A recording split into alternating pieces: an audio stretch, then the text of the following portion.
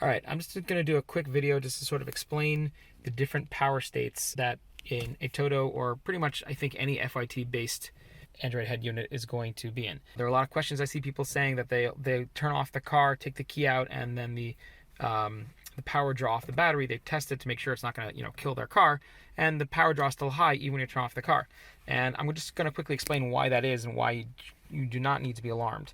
On my phone down here, you'll see there's an access point I'm connected to called CarLink. Okay, that is the access point that is used in order to create a network for Android Auto to connect wirelessly like this. I'm just going to use this just to demonstrate what's happening. Even if you're not running Android Auto, this is still what happens, right? If I take the key out of the car, right, the radio appears to be turned off. But for up to 5 minutes afterwards, you might notice that on my phone, the access point is still connected. It still exists for up to 5 minutes. That's because what's actually happening is the Atoto radio, the screen powered off, but it takes about 5 minutes for it to actually, and that's by design, because completely disconnecting power abruptly to an integrated device can corrupt the storage. If it's in the middle of an operation or anything like that, you don't want to just yank out the key and then have it just pull the power immediately. You want to give it time for it to elegantly stop whatever processes are running so that you don't corrupt any storage. Don't worry, this is on purpose. It will stop.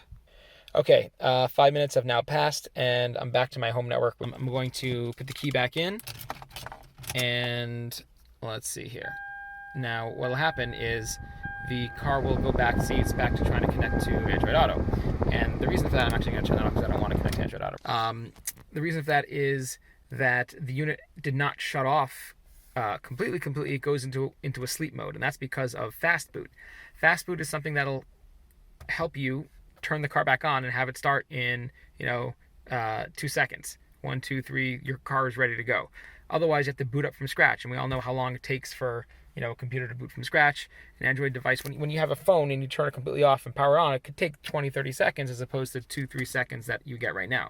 So that's why it does that. If people are wondering, why don't I ever see my splash screen? Why don't I ever see the logo that I picked to start up at the beginning? And the reason for that is because you're in fast boot mode, which you really want. You don't want to have to wait.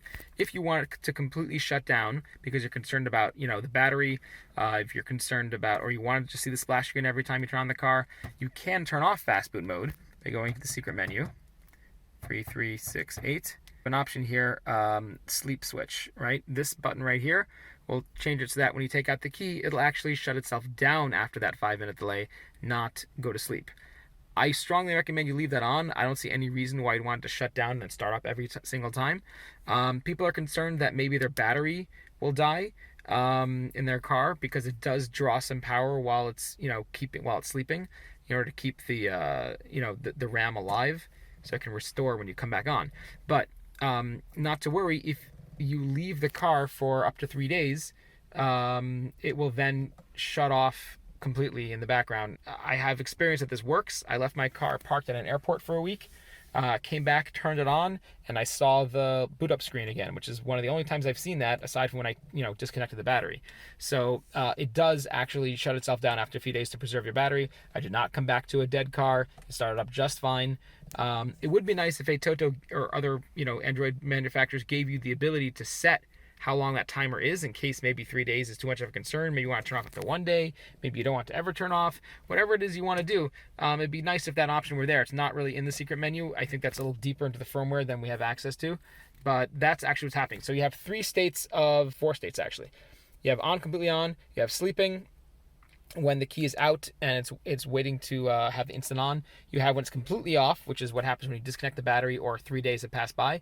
And you have the 5-minute shutdown after you've taken out the key, where it's really still on but pretending to be off while everything kind of closes in the background. So those are your 4 states. All right, hope that clears up some confusion.